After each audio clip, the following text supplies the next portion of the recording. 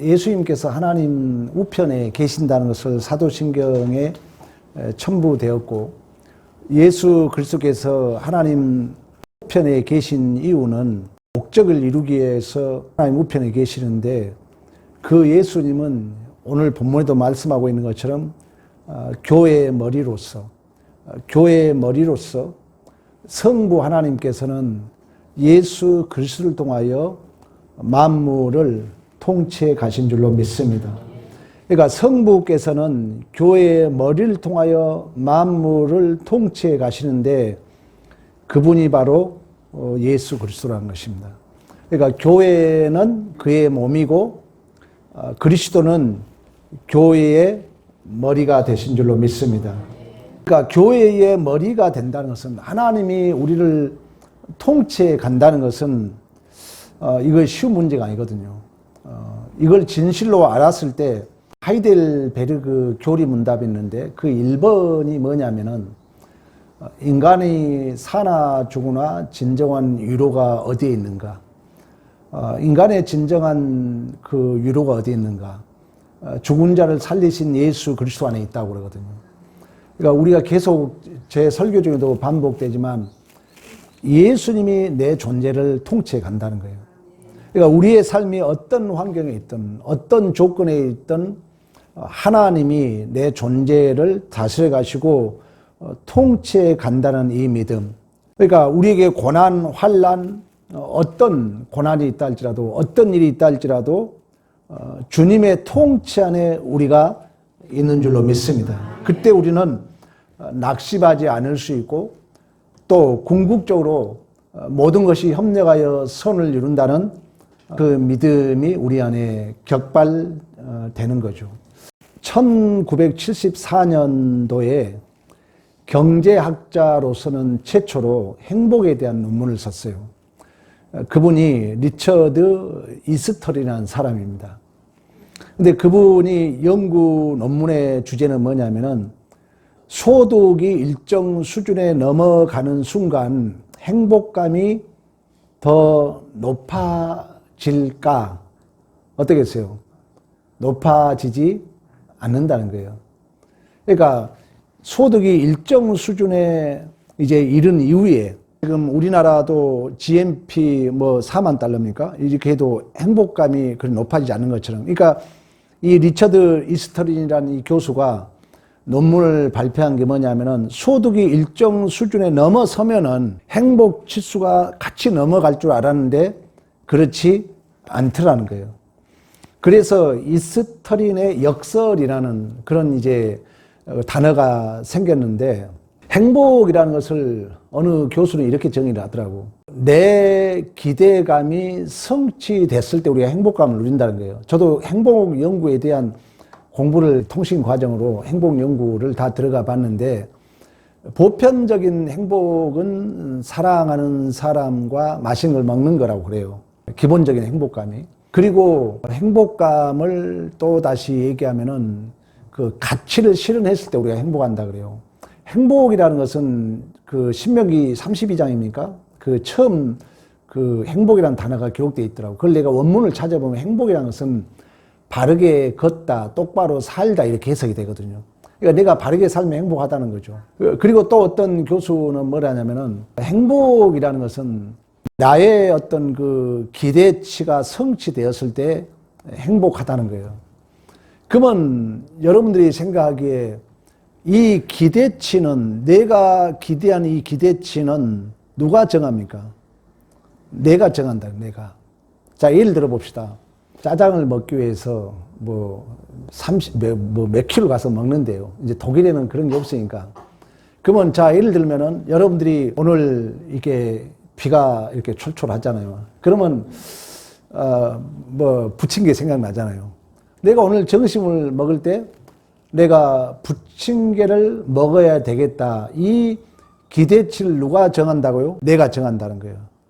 그러면 내가 부침개를 먹어야 되겠지, 내가 정했다면은, 부침개는 사실 뭐 호텔 뷔페 몇만 원짜리보다도 내가 만족하는 거죠. 행복감이 그렇다는 거예요.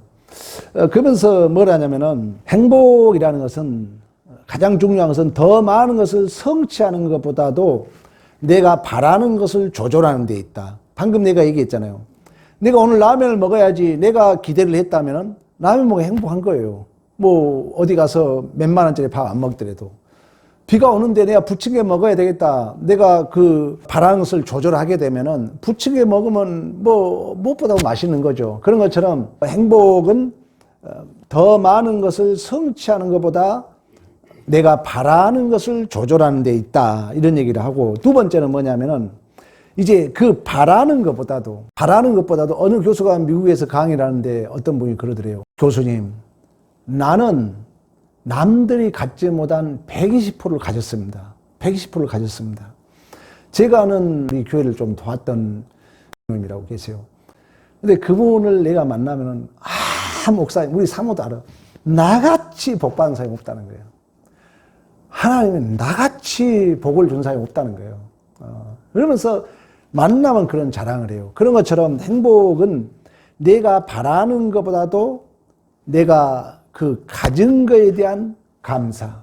우리 창조주를 믿는다는 것은 없음에서 무의수를 창조했다는 것은 없음이 있음이 되었다는 거예요. 최고의 지식이라는 게 뭐라 했어요? 내가 무엇을 가졌다면, 내가 무엇을 알고 있다면 내가 만들어낸 것이 아니라는 거죠. 외부에서 왔다는 거예요. 누군가에 의해서 주어졌다는 거예요. 이걸 선물, 은혜라고 그러잖아요. 그러니까 내가 어떤 기대치를, 그러니까 뭘 소유보다도 내가 더 많은 것을 성취하는 것보다도 내가 바라는 걸 조절하는 것이 행복한데, 더 중요한 행복은 내가 바라는 것도 중요하지만 내가 가진 것이 많다는 생각. 내가 원래 우리 디모데 전서 6장 7절 8절에 뭐라고 합니까? 나는 이 성경 구절이 여기에 있는 줄 몰랐어요. 한번 우리 찾아볼까요? 디모데 전서. 아주 철학적이고 인문학적이고 신학적이고, 디모데 전서 6장 1절부터 10절까지 우리가 세상에 아무것도 가지고 온 것이 없으며 또한 아무것도 가지고 가지 못하리니 우리가 먹는 것을 입을 것이 있은지 족한 줄로 알 것이라. 부활이 하는 자들은 시험과 올무와 여러 가지 어리석고 해로운 욕심에 떨어지나니 곧 사람으로 멸망에 하는 것이리라. 돈을 사랑함이 일반하게 뿌리가 되나니 이것은 탐내는 자들은 미혹을 받아 믿음에 떠나 많은 근심으로써 자기를 찔렀도다. 아멘.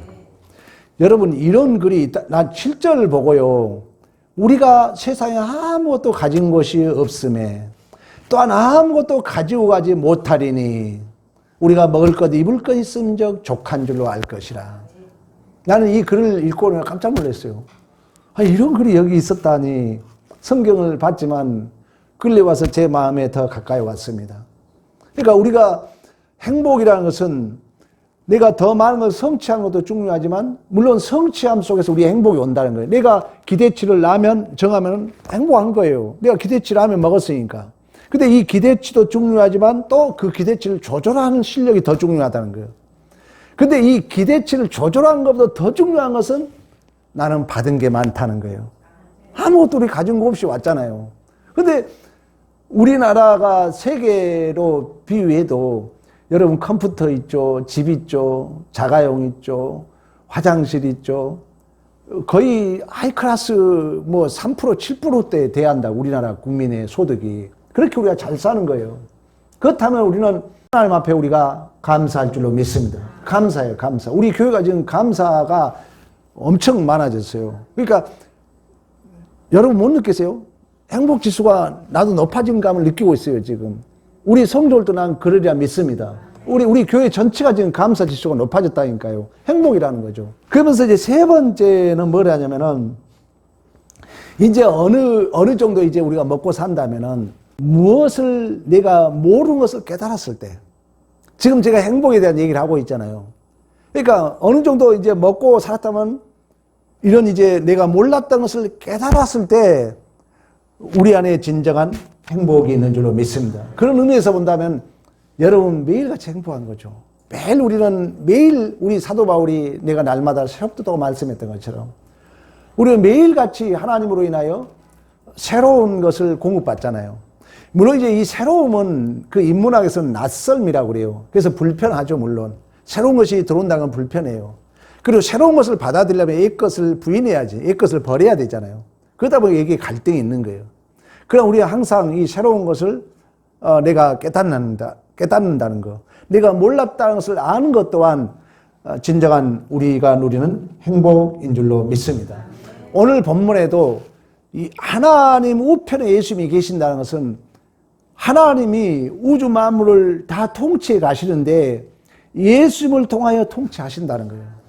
근데 그 예수님은 우리의 심판자가 아니라, 우리의 재판장이 아니라, 너 잘했다 못했다 검사가 아니라 우리 편이 되기 위하여, 우리의 죄를 용서하기 위하여 자신의 물과 피를 다 쏟으신 그분이 우리를 통치해 가신 줄로 믿습니다. 그 수면 위에 하나님의 영이 운행했다고 말씀했던 것처럼 이스라엘 백성들을 출애굽하면서 하나님이 뭐로 표현하면은 독수리로 표현합니다. 그러니까 너를 업고 왔다 그래요. 업고. 그러니까 그 라프, 하나님이 온 우주 만물을 운행한다는 얘기는 암탉이 닭을 품고 있는 걸 상징하고 있어요.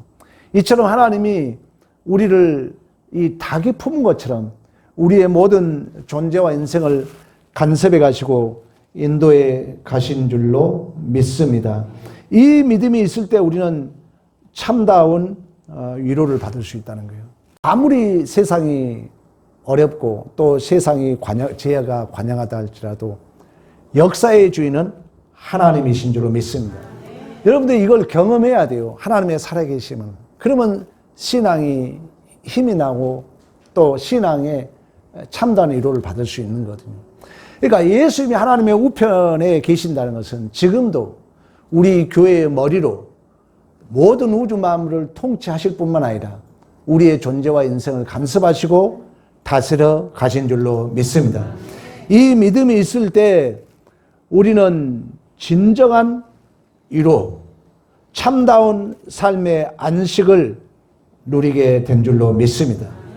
이제 그리고 그 하나님 우편에서 예수님이 교회의 머리로서 우주 만물을 다스리고 이제 실제적으로 그 모든 일을 이루시려고 보혜사 성령 하나님을 보내주신 줄로 믿습니다. 그러니까 내가 지금 돈이 필요하면은 하나님이 돈이 뚝딱 떨어지지 않는다는 거예요. 뭘 보내줘서? 성령을 보내주셔서. 어떤 여러분들 기도 제목이 있으면 그게 바로 이루어지지 않는다는 거예요. 하나님은 성령을 보내주셔서. 그래서 누가복음에 보면은 구하라 구할 것이요 찾으라 찾을 것이요 두드리라 열 것이다. 생선을 달라는 자에게 뱀을 줄 자 없고 떡을 달라는 자에게 돌을 줄 자 없다. 하물며 악한 자라도 자기 자식에게 좋은 거를 주시거든 천부께서 너희에게 뭘 주신다? 성령을 준다는 거예요. 성령이 모든 역사를 운행해 가요. 성령이 사람의 마음도 움직이고 성령이 실제적으로, 성령이 주도적으로, 성령이 원동력이 되셔서 그 예수님께서 다스림의 그 역사를 이 땅에 다시금 실현하도록 그 성삼위 하나님 되신 보혜사 성령 하나님, 우리 곁에서 파라클레토스라고 그러죠. 우리 곁에서 우리를 상담해 주시고 유래해 주시고 도와주신 줄로 믿습니다. 오늘 공과는 하나님이 모든 것을 다스리신다. 예수님이 교회의 머리 되신다. 그 하나님이 어제나 오늘나 동일하게 우리 교회의 머리로서 다스린다. 그렇다면 여러분들이 항상 그걸 생각해야죠. 우리는 어떻게 보면 머리가 두 개인 형국이에요. 물론 예수님이 우리의 머리로서 다스리지만 완료되지 않았기 때문에. 그래서 계시록에 가면은 승리자를 목배임을 당한 자라 그러거든요. 그러니까 예수님이 우리를 머리로서 다스려요. 이 머리를 서양적 관념은 이러지만 우리는 어디로 간다 했어요? 마음 중심으로 온다는 거죠. 예, 여러분 마음 속에 이제 그 예수님이 성삼위 하나님이 계시는데 우리가 고백론적으로는 예수가 머리고 성령이 일을 한다는 거예요.